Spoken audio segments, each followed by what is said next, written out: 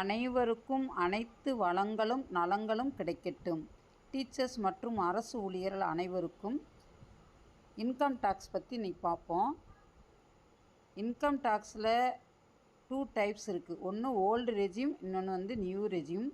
நம்ம ஓல்டு ரெஜிமில் போட்டால் என்ன பெனிஃபிட்டு, நியூ ரெஜிமில் போட்டால் என்ன பெனிஃபிட்டு, ஓல்டு ரெஜிமில் நம்மளுக்கு எவ்வளோ வந்து லாஸ் ஆகும், நியூ ரெஜிமில் அது லாஸ் ஆகுமா இல்லை கெயின் ஆகுமா அப்படிங்கிற பற்றி பார்ப்போம்.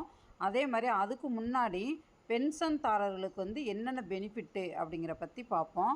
இது வந்து எப்போ அப்படின்னா உங்களுக்கு வந்து இனிமேல் வரக்கூடிய இப்போ இந்த இதில் வந்து பட்ஜெட்டில் சொல்லியிருந்தாங்க, இனிமேல் அடுத்த வருடங்களை நம்ம இனிமேல் வரக்கூடிய வருமான வரியில் நம்மளுக்கு வந்து எது கெயின் எது லாஸு அப்படிங்கிற பற்றி நம்ம வந்து ஸ்டெப் பை ஸ்டெப்பாக பார்ப்போம். ஸ்கிப் பண்ணாமல் பாருங்கள், அப்போ தான் அது வந்து உங்களுக்கு வந்து யூஸ்ஃபுல்லாக இருக்கும்.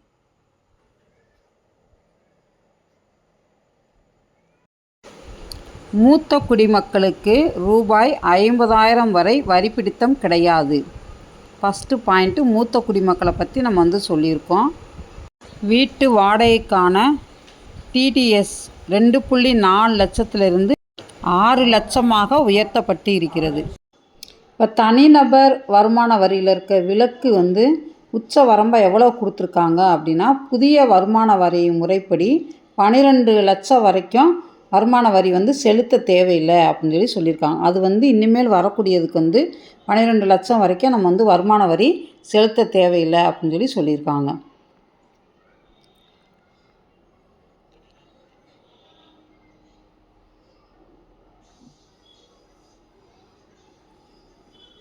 அதே மாதிரி ஓல்டு ரெஜிம்லேயும் ஒரு சில மாற்றங்கள் வந்து கொண்டு வந்திருக்காங்க.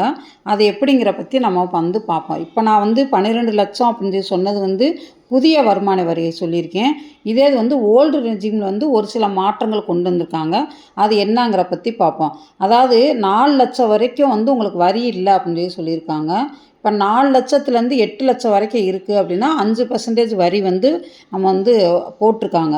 அதே மாதிரி இந்த பழைய ஓல்டு ரெஜிமில் வந்து என்னென்ன இருக்குன்னா, நம்ம ஹவுசிங் லோன் காட்டிக்கலாம், எல்லா கழிவுகளுமே இதில் வந்து காட்டிக்கலாம். ஆனால் நியூ ரெஜிமில் நம்ம வந்து காட்ட முடியாது. அதுதான் டிஃப்ரென்ஸ் ரெண்டுமேவும். இதே உங்களுக்கு வந்து 8 லட்சத்துக்கு மேலே போச்சு அப்படின்னா 8 லட்சத்துலேருந்து 12 லட்சம் வரைக்கும் அவங்களுக்கு வந்து போச்சுன்னா 10% வந்து அவங்க வந்து வரி போடுறாங்க. 12 லட்சத்துலேருந்து 16 லட்சம் வரைக்கும் வருது அப்படின்னா 15% வந்து வரி போடுறாங்க. 16 லட்சத்துலேருந்து 20 லட்சம் வரைக்கும் அப்படின்னா 20% வரி போடுறாங்க. 20 லட்சத்துலேருந்து 24 லட்சம் வரைக்கும் அப்படின்னா 25% வந்து வரி போடுறாங்க. 24 லட்சத்துக்கு மேலே வருமானம் ஈட்டுவருக்கு வந்து 30% போடுறாங்க. இது வந்து அவங்களுக்கு வந்து ஓல்டு ரெஜிமுக்கு வந்து சொல்லியிருக்காங்க. ஓல்டு ரெஜிமில் வந்து நம்மளுக்கு வந்து ஹவுசிங் லோனு எல்லாத்தையுமே நம்ம வந்து காட்டுவோம். நியூ ரெஜிமில் வந்து எந்த கழிவுகளுமே நம்ம வந்து காட்ட முடியாது. அதனால் அவங்க வந்து 12 லட்சம் வரைக்கும் அவங்களுக்கு வந்து வருமான வரி இல்லை அப்படின்னு சொல்லி நியூ ரெஜிமில் வந்து சொல்லியிருக்காங்க. இது 2 தான் ஓல்டுக்கும் நியூக்குள்ளே வித்தியாசம் இருக்குது. இதுக்கு முன்னதாக என்ன சொல்லியிருந்தாங்க அப்படின்னா 7 லட்சம் வரைக்கும் வருமானம் பெறுவர்களுக்கு வந்து இந்த விலக்கு இருந்துச்சு அப்படின்னு சொல்லியிருக்காங்க. அதாவது 75,000 வரைக்கும் ஸ்டாண்டர்ட் டிடக்ஷன் வந்து இருந்துச்சு இதுக்கு முன்னாடி.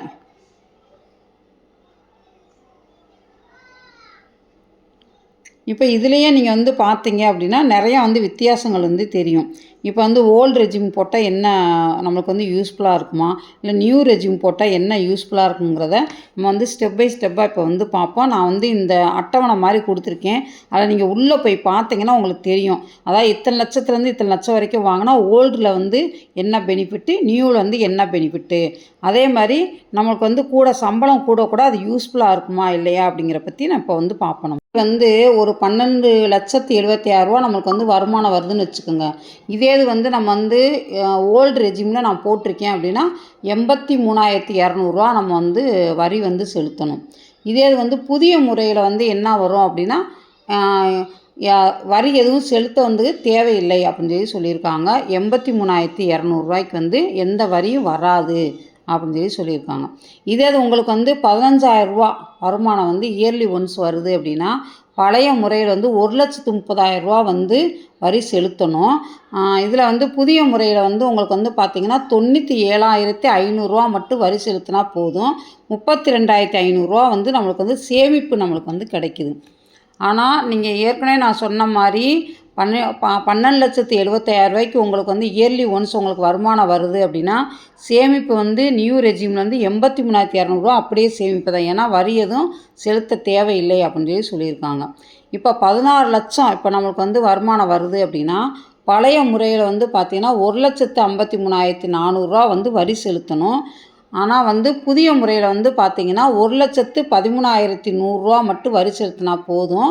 40,000 நம்மளுக்கு வந்து 40,300 நம்மளுக்கு வந்து சேமிப்பு வந்து கிடைக்குது. இப்போ நம்ம அதை வந்து சேமித்து நம்ம வந்து வச்சுக்கலாம். இப்போ இதிலே உங்களுக்கு தெரியும் நியூ ரெஜிம் பெட்டராக இருக்குமா ஓல்டு ரெஜிமா அப்படிங்கிற நம்மளே இப்போ இதை பார்த்தாவே உங்களுக்கு வந்து அதை பார்த்து நம்ம வந்து செலக்ட் பண்ணிக்கலாம். இதே வந்து 20 லட்சம் நம்மளுக்கு வந்து இயர்லி ஒன்ஸ் வருதுன்னு வச்சுக்கோங்க. 20 லட்சம் வர்றப்ப பழைய முறையில் வந்து 2,78,200 வரி செலுத்துகிற மாதிரி வரும். ஆனால் புதிய முறையில் வந்து 1,92,400 வரி செலுத்தினா போதும்.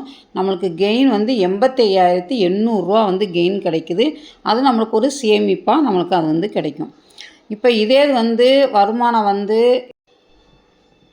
இப்போ இயர்லி ஒன்ஸ் 24,76,000 நமக்கு வருமானம் வருது அப்படின்னா பழைய முறைப்படி 4,26,400 வரி செலுத்தணும்.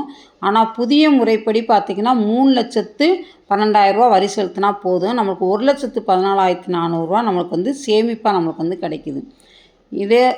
இதே மாதிரி வந்து வருமானம் வந்து இயர்லி ஒன்ஸு 25 லட்சம் நம்மளுக்கு வந்து வருது அப்படின்னா பழைய முறையில் வந்து 4,34,200 நம்ம வந்து வரி செலுத்துகிற மாதிரி இருக்கும். புதிய முறையில் வந்து 3,19,800 வரி செலுத்தினா போதும். 1,14,400 வந்து நம்மளுக்கு சேமிப்பாக கிடைக்கும். இப்போ இதுலேயே உங்களுக்கு வந்து தெரிஞ்சிருக்கும் எது வந்து ரொம்ப யூஸ்ஃபுல்லாக இருக்கும், ஓல்டா நியூவா அப்படின்னு சொல்லி பார்த்தோம்னா நியூ வந்து ரொம்ப யூஸ்ஃபுல்லாக இருக்க மாதிரி தெரியுது. அப்போ நம்ம அந்த நியூ வந்து நம்ம தேர்ந்தெடுக்கிறோம் செலக்ட் பண்ணுறோம் அப்படின்னா அதுக்கு தகுந்த மாதிரி நம்ம என்ன செய்யணும் அப்படின்னா எவ்வளவு நம்மளுக்கு வந்து இயர்லி ஒன்ஸ் வந்து எவ்வளோ வருமானம் வருது அப்படிங்கிற பற்றி கால்குலேஷன் போட்டு பார்த்துட்டு அதுக்கு தகுந்த மாதிரி நம்ம மந்த்லி அவங்கள்ட்ட சொல்லி நம்ம வந்து பிடிக்க சொல்லலாம். சரிங்களா? பிடிக்க சொல்கிறப்ப நம்மளுக்கு ஓல்டுக்கும் நியூவுக்குமே நிறைய டிஃப்ரென்ஸ் வருது. அப்போ நியூ தான் ரொம்ப யூஸ்ஃபுல்லாக இருக்கும். அதனால் நீங்கள் இதை வந்து ஒரு இடைக்கு 2 தடவை வந்து நல்லா அதில் வந்து நான் கொடுத்துருக்கேன். நல்லா ஒரு இடைக்கு 2 தடவை நல்லா பாருங்கள். நீங்களும் கால்குலேஷன் போட்டு பாருங்கள் எது வந்து பெட்டராக இருக்குது அப்படின்னு பார்த்தீங்கன்னா உங்களுக்கே தெரியும் நியூ வந்து ரொம்ப சூப்பராக இருக்குது அப்படின்னு கூட நம்ம வந்து சஜஷனை சொல்லலாம். உங்களுடைய சஜஷன் இருந்துச்சுனாலும் நீங்கள் வந்து கமெண்ட்ஸில் சொல்லுங்கள்.